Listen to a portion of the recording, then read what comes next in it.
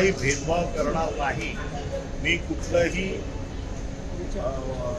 असं काम करणार नाही की जे फक्त विशिष्ट लोकांनाच लागू होईल. त्यामुळे क्षमतेचा देखील भंग केलेला आहे आणि त्यामुळे मुख्यमंत्र्यांनी त्याचा खरं म्हणजे राजीनामा दिला.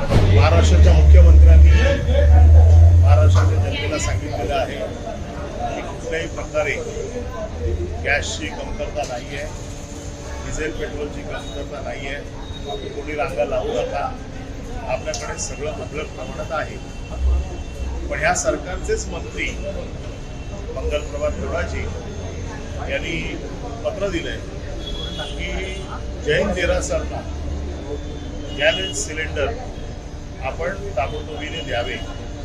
जर मुख्यमंत्री असं म्हणतायत की कुठल्याही प्रकारची कमतरता नाहीये आणि एक महाराष्ट्राचा मंत्री फक्त एका विशिष्ट समाजासाठी, ते महाराष्ट्राचे मंत्री ते विसरले की ते समाजाचे मंत्री नाही आहेत, ते महाराष्ट्राचे मंत्री आहेत. महाराष्ट्राच्या प्रत्येक नागरिकाला गॅस मिळणं किंवा इंधन मिळणं ही त्यांची जबाबदारी आहे. परंतु एका विशिष्ट समाजासाठी ते पत्र लिहित आहेत, याचा अर्थ अफवा ते पसरवत आहे. त्यामुळे मुख्यमंत्र्यांनी ताबडतोब त्यांच्यावरती कारवाई केली पाहिजे.